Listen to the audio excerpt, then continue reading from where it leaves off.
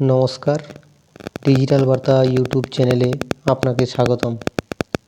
প্রতিদিনের মতো আজকেও আমি চলে এসেছি নতুন একটা টপিক নিয়ে।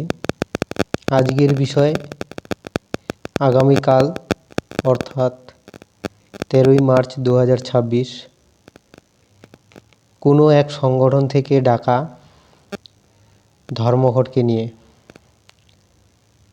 এই ধর্মঘটে আপনারা যদি সফল করেন তাহলে আপনার কি লাভ হতে পারে। তাহলে আমরা প্রথমে শুনি কারা এই ধর্মঘটটি ডেকেছেন। পশ্চিমবঙ্গ রাজ্য সরকারি কর্মচারীদের প্রতিনিধিত্বকারী সংগ্রামী যৌথ মঞ্চ,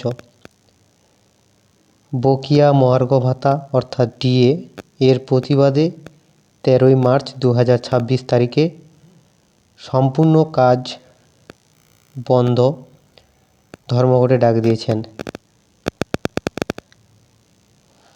তো আপনারা শুনতেই পেলেন, জানতেই পারলেন যে কালকের ধর্মঘটটা হচ্ছে ডিএর প্রতিবাদের জন্য।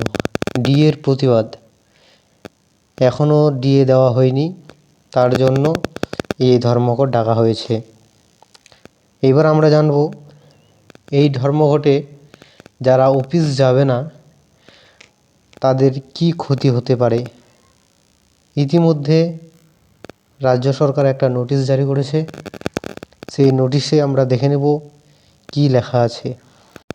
তো ওই নোটিশে লেখা আছে 13ই মার্চ 2026 শুক্রবার কিছু সংগঠনের ধর্মঘটের ডাকের পরিপ্রেক্ষিতে সিদ্ধান্ত নেওয়া হয়েছে যে রাজ্য সরকার কর্তৃক অনুদানপ্রাপ্ত অফিসগুলি সহ সমস্ত রাজ্য সরকারি অফিস যথারীতি খোলা থাকবে এবং সমস্ত কর্মচারীকে সেই দিন কাজে যোগদান করতে হবে।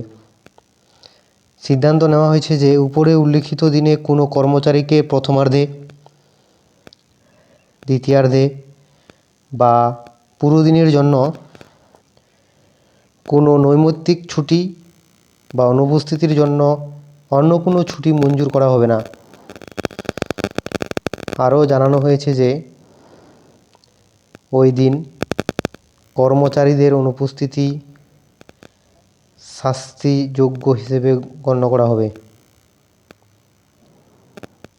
নিম্নলিখিত কারণগুলির মধ্যে কোনো একটির আওতায় যদি না আসে কোনো বেতন গ্রহণযোগ্য হবে না। যেমন কর্মচারীদের হাসপাতালে ভর্তি, পরিবারের শোক, বা 12ই মার্চ 2026 আগে গুরুতর যদি কোনো অসুস্থ থাকে সেটাও অনুপস্থিতি অব্যাহত।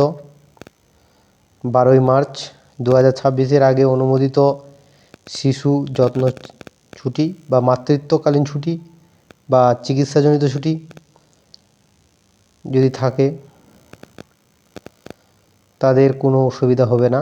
তবে যারা সেই 13 তারিখে এই ধর্মঘট পালন করবে এবং অফিসে আসবে না তাদের শাস্তিমূলক পদক্ষেপ রাজ্য সরকার নেবে।